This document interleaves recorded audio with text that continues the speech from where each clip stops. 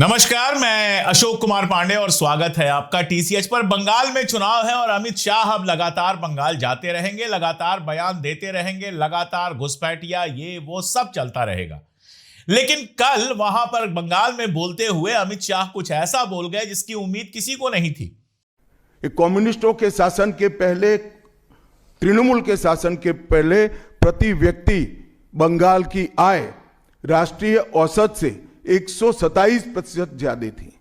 127%।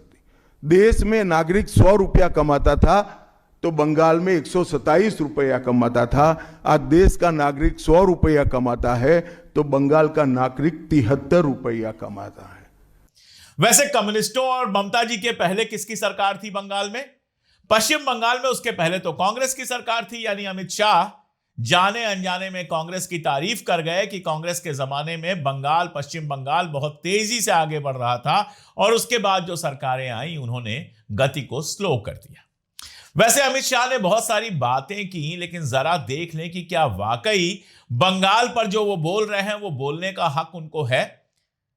Bharatiya Janata party लगातार बिहार में सत्ता में है, मध्य प्रदेश में सत्ता में है, उत्तर प्रदेश में सत्ता में है, राजस्थान में आती जाती रही है। इन राज्यों से जरा बंगाल की तुलना कर लें और तुलना बाद में करेंगे। पहले तो यह देख लें कि कहां से मजदूर कहां जाते हैं। यूपी, बिहार और मध्य प्रदेश का मजदूर बंगाल जाता है या बंगाल का मजदूर इन इलाकों में आता है? आप पाएंगे कि यूपी और बिहार से कम बड़ी संख्या में लोग बंगाल में आपको मिल जाएंगे, मजदूरी करते हुए, नौकरी करते हुए, धंधा करते हुए। बहुत सीधी सी बात है कि अगर बंगाल इतना ही पिछड़ा हुआ होता तो यूपी बिहार के लोग वहां क्यों जाते नौकरी तलाश करने। वैसे आंकड़े की भी बात करें, स्टैटिस्टिक्स टाइम्स उठाते हैं और इसमें देखते हैं जीडीपी की बात आपको पता है, मोदी जी भी बहुत करते हैं, बाकी लोग भी बहुत करते हैं।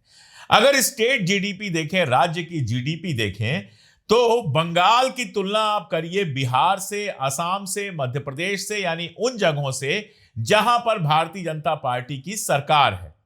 बंगाल टॉप 10 राज्यों में 6वें नंबर पर है। इससे ऊपर तमिलनाडु, कर्नाटक, गुजरात जैसे राज्य हैं, लेकिन बिहार 14वें नंबर पे है, असम 17वें नंबर पर है और मध्य प्रदेश 10वें नंबर पे है। मध्य प्रदेश जहां 30-35 साल से लगातार बीजेपी का शासन है, वो 10वें नंबर पे क्यों है? अमित शाह को यह जवाब देना चाहिए।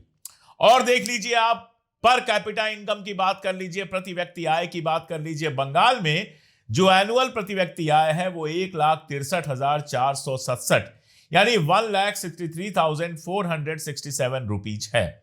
अब इसकी तुलना बिहार से कीजिए, जहां लगातार भारतीय जनता पार्टी की कोalition गवर्नमेंट है, वो सबसे नीचे है 69,321। आखिर जो जादू की छड़ी है अमित शाह के पास, वो बिहार में चलाकर बिहार का विकास क्यों नहीं कर रहे हैं? वादे तो हर बार कर आते हैं। मध्य प्रदेश से तुलना कर लीजिए प्रति व्यक्ति आय की, बिहार से तुलना कर लीजिए, यूपी से तुलना कर लीजिए, राजस्थान से तुलना कर लीजिए। बंगाल उन सब राज्यों से बेहतर स्थिति में आज भी है जहां भारतीय जनता पार्टी की लगातार सरकार है। इंडिया डेटा मैप देखिए अगर, तो बंगाल में कुल जो बेरोजगार हैं वो 37 लाख हैं। 37 लाख, ये कोई छोटी संख्या नहीं है, बड़ी संख्या है।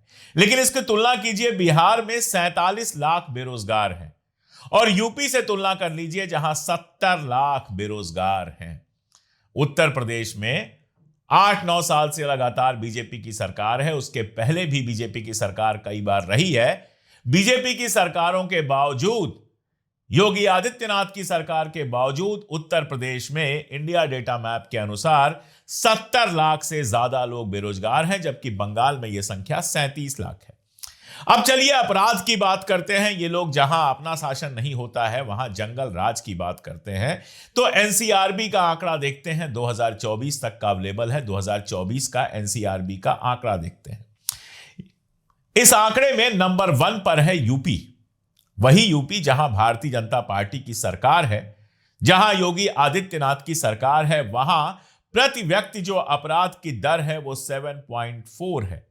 मैं यहां यह सिद्ध करने नहीं बैठा हुआ हूं कि पश्चिम बंगाल में राम राज चल रहा है। पश्चिम बंगाल में भी बहुत सारी दिक्कतें हैं और ममता बनर्जी का शासन कोई आदर्श शासन नहीं रहा है। बहुत सारी ऐसी शिकायतें, बहुत सारी ऐसी दिक्कतें सामने आई हैं जिनको देखकर यह लगता है कि ममता बनर्जी से भी कहीं ना कहीं चूक हुई है। लेकिन इस चूक पर सवाल उठा रहे हैं अमित शाह जी।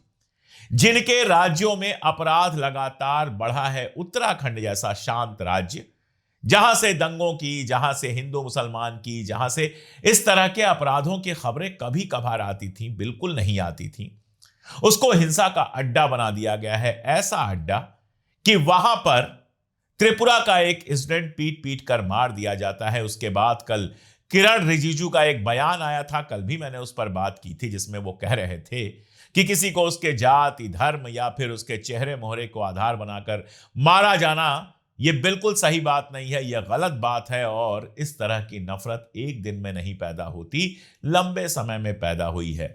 यह लंबा समय सबसे ज्यादा तो भारतीय जनता पार्टी के शासनकाल का समय है। उसके पहले हम लोग लिंचिंग जैसा शब्द जानते ही नहीं थे। किताबों में पढ़ते थे जमीन पर लिंचिंग क्या होती है और लिंचिंग कैसे होती है, यह सब हमने जाना ही नहीं था। आजाद भारत में यह सब तो पता ही चला है। मोदी जी का शासन आने के बाद उत्तराखंड जैसे राज्य में हिंसा होती है, उत्तर प्रदेश में कितनी हिंसा और कैसी हिंसा होती है बताने की जरूरत ही नहीं है। कोडीन सिरप का मामला आता है, पूरी सरकार उसको बचाने में लगी हुई है, साफ दिखाई देता है। एक बर्खास्त पुलिस वाले का 80 करोड़ 100 करोड़ का घर दिखाई देता है, ईडी पहुंचती है, लेकिन एक बुलडोजर वहां नहीं पहुंचता है। जबकि अगर वो किसी मुसलमान का घर होता तो अभी तक उसको तोड़कर गिरा दिया गया होता, जमींदोज कर दिया गया होता। तो किस मुंह से अपराध पर बात कर रहे हैं, किस मुंह से विकास पे बात कर रहे हैं अमित शाह जी, जबकि देश के अंदर भी बेरोजगारी का आंकड़ा लगातार बढ़ता चला जा रहा है और भारतीय जनता पार्टी के जो राज्य हैं उनके अंदर भी लगातार ये आंकड़े बढ़ते चले जा रहे हैं। इवन गुजरात को देखें तो वहां हालत यह है, ऐसी ऐसी तस्वीरें आती हैं कि एक जरा सी कोई नौकरी होती है और हजारों लोग लाइन में लगे हुए दिखाई देते हैं।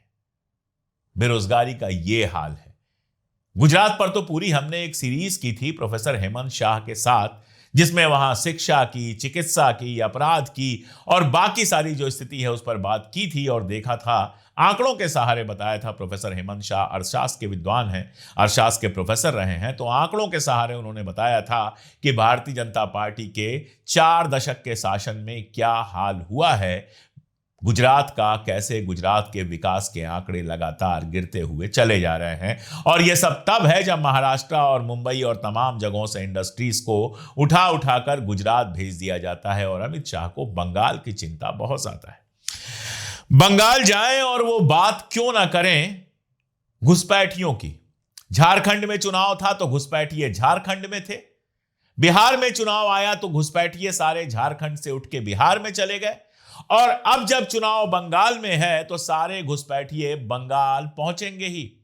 ऐसा लगता है कि घुसपैठिए भारतीय जनता पार्टी के कार्यकर्ता हैं, जिस स्टेट में भी चुनाव होता है उस स्टेट में पहुंच जाते हैं।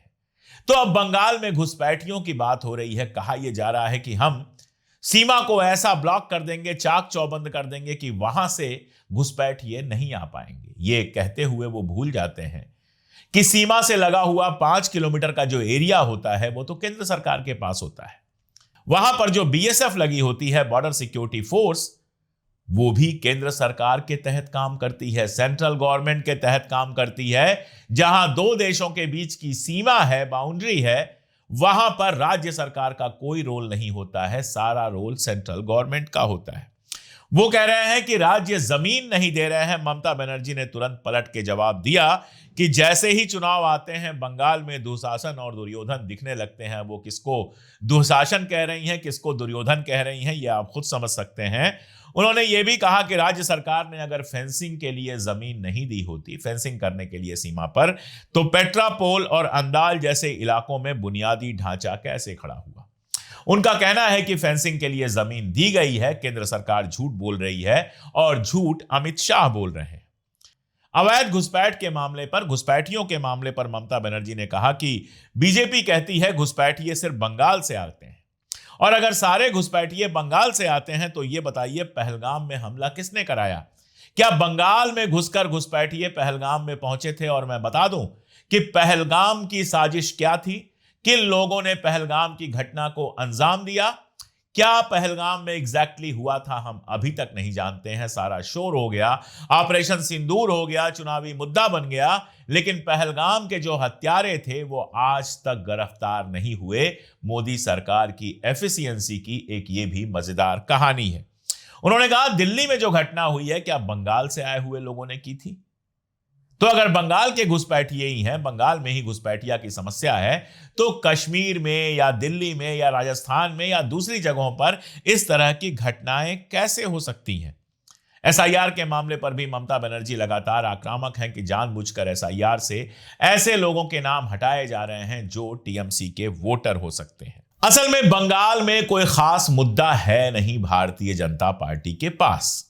गोल गोल घुमाना है और किसी तरह से हिंदू मुसलमान करना है। भाजपा के एक राज्यसभा सांसद हैं, उन्होंने दावा किया है कि गृह मंत्री अमित शाह जी ने आदेश दिया है कि जिन लोगों का नाम मतदाता सूची से हटाया गया है उनके लिए डिटेंशन सेंटर बनाया जाए। अब आप ये बताइए कि मतदाता सूची से किसी का नाम हट जाए तो उसको आप डिटेंशन सेंटर भेजेंगे कि नहीं भेजेंगे नहीं जानते, कोई ऐसा कानून नहीं है जिसके तहत वो भेज सके।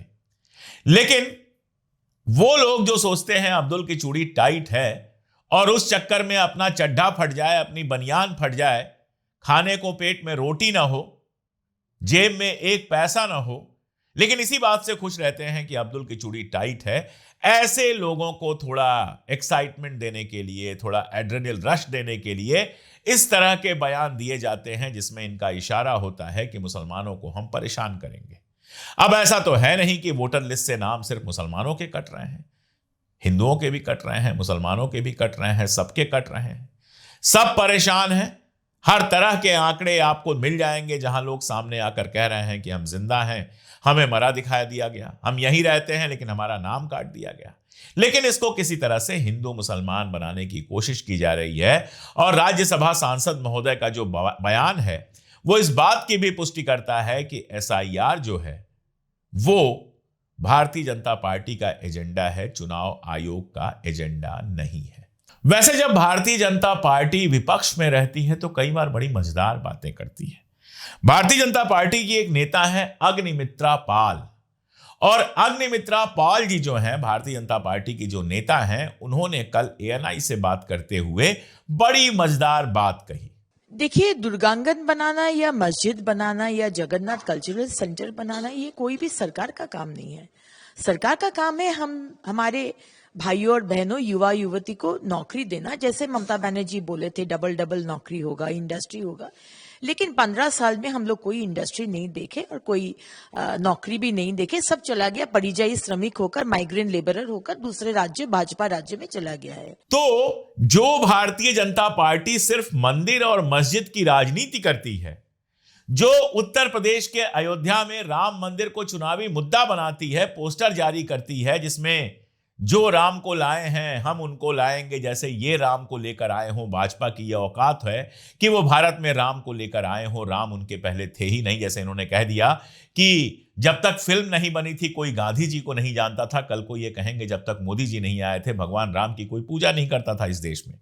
मंदिर अभी पूरा बना नहीं था, उसका उद्घाटन हो गया, दोबारा उद्घाटन हो गया। जो मंदिर को लगातार मुद्दा बनाते हैं, कभी काशी की बात करेंगे, कभी विश्वनाथ की बात करेंगे, कभी संभल की बात करेंगे, कभी कहीं की बात करेंगे, वो भारतीय जनता पार्टी के लोग पश्चिम बंगाल में कह रहे हैं कि दुर्गा आंगन यानी कि मंदिर बनाना या मस्जिद बनाना यह सरकार का काम नहीं है, सरकार का काम नौकरी देना है।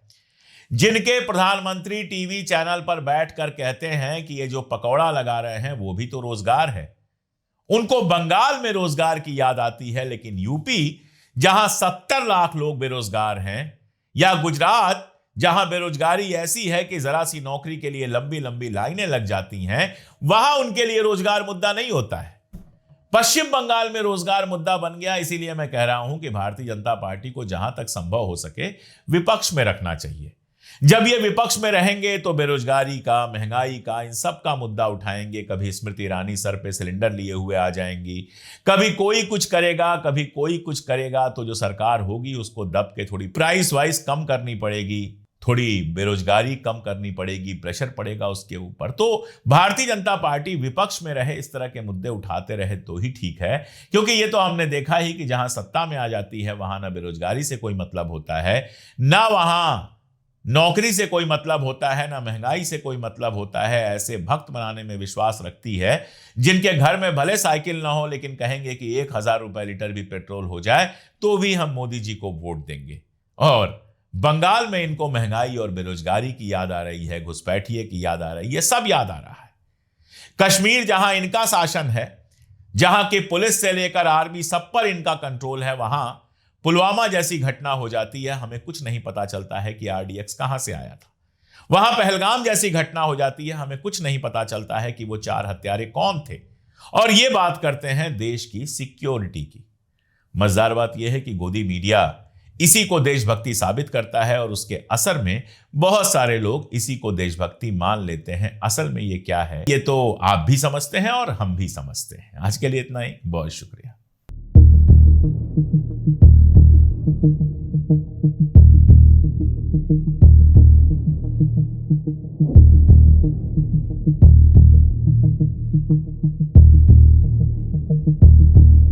Thank you.